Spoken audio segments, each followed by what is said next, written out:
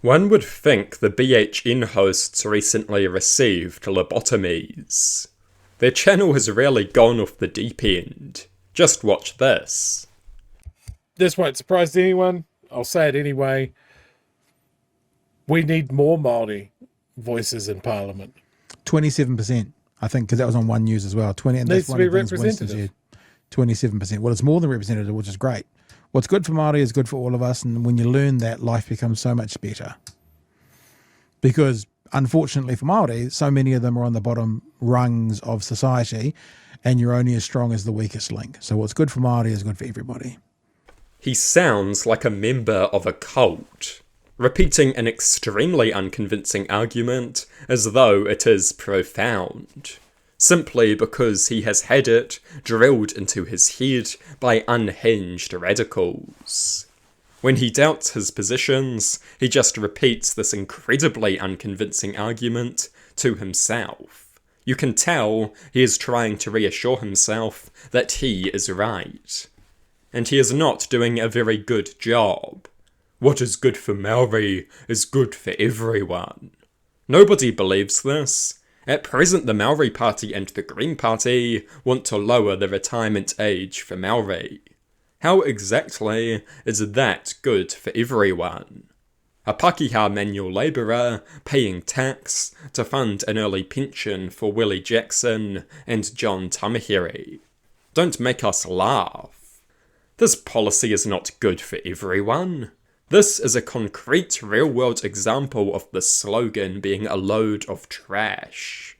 It would be good for Maori if every Maori person was given 100 votes at the election.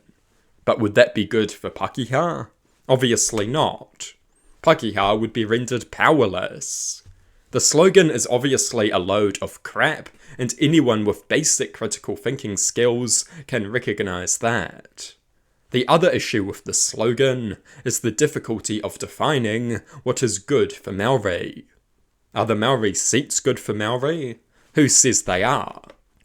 They confine Maori so normal electorate politicians don't have to concern themselves with the Maori vote. Is a Maori parliament good for Maori? Probably not. It would create division and chaos in New Zealand, which is traditionally very bad for marginalised minorities. Pat pretending this slogan is some kind of fundamental political maxim is just laughable. It is unserious and unconvincing. And worse, it is insulting. Maori society is not some simplistic monolith. What is good for Maori? What is the Maori interest? Maori do not have one universal interest. Does he really think the interests of some high-ranking iwi elite and the interests of an urban Maori in South Auckland who has no iwi connections are somehow the same? It is an insult to our intelligence to make this claim. And it is an insult to the Maori people to cram them all into one category.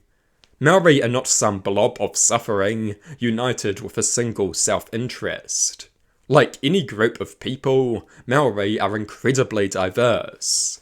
What is good for one is bad for another. As with any group, there is no pro-Maori policy. There is no universal Maori interest, far from it.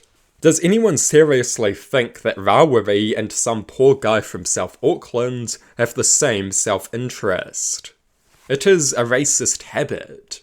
Pretending the social position of minorities is extremely simplistic. People talk about the Maori experience. People talk about what is best for Maori. Usually these people are out-of-touch white liberals. Anyone who knows anything about Maoridom knows there is an endless list of different experiences and interests. Maori are as diverse as Pakeha, and only a moron would claim that Pakeha have a single political interest. The condescending arrogance of it all.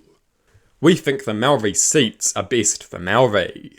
Maori who disagree with us are traitors. That is what Chewy said about Shane Jones and Winston Peters. They are traitors because they rightly dislike the Maori seats. Minorities who happen to disagree with my view of what is best for them are traitors. This kind of condescending argument stinks of racism. Say they are wrong and that you disagree, that is fair and reasonable. But this is just weird. The white guilt-plagued liberal. These people have done a lot of damage to the political left in this country.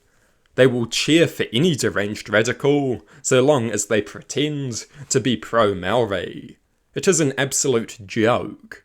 Some people fear nothing more than being called racist.